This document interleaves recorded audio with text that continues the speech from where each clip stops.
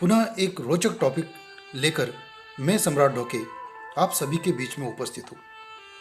आज की हमारी कहानी का टॉपिक है बदल दो हाथ की लकीरें।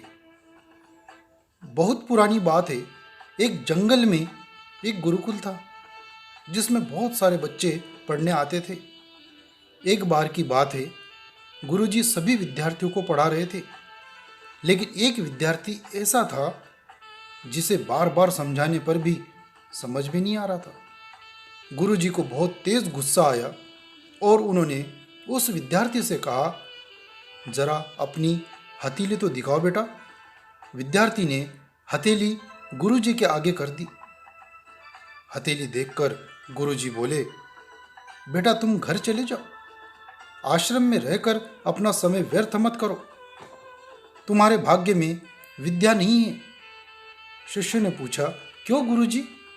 गुरुजी ने कहा, तुम्हारे हाथ में विद्या की रेखा नहीं है। गुरुजी ने एक प्रतिभाशाली विद्यार्थी की हथेली उसे दिखाते हुए कहा, यह देखो, ये है विद्या की रेखा, यह तुम्हारे हाथ में नहीं है, इसलिए तुम समय नष्ट मत करो और घर चले जाओ और वहाँ अपना कोई दूसरा काम देखो। यह सुनने के बाद उस विद्यार्थी ने अपनी जेब से एक चाकू निकाला, जिसका प्रयोग वह रोज सुबह अपनी दातुन काटने के लिए करता था। उस चाकू से उसने अपनी हाथ में एक गहरी लकीर बना दी। हाथ से खून बहने लगा। तब वह गुरुजी से बोला, मैंने अपने हाथ में विद्या की रेखा बना ली है गुरुजी।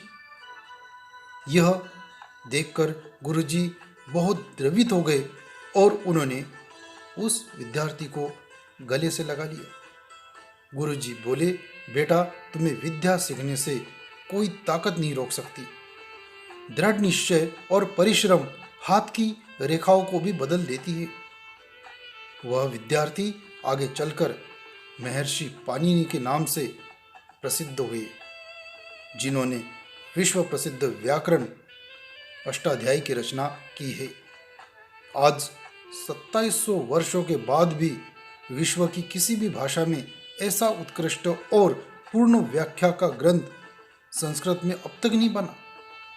इस कहानी से यही शिक्षा मिलती है कि लोग चाहे जो भी बोले, हम अपनी लगन और कठिन परिश्रम के दम पर जो चाहे वो सब कुछ हासिल कर सकते हैं।